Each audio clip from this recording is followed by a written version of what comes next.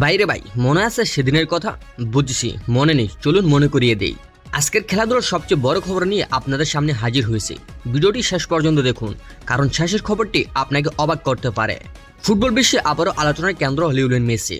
Argentina ও ইংল্যান্ডের high voltage লড়াই, মেসির নেতৃত্বে আর্জেন্টিনা জয় তুলে নেওয়ার পর ইংল্যান্ডের বিশ্বকাপ স্বপ্ন শেষ হয়ে যায়।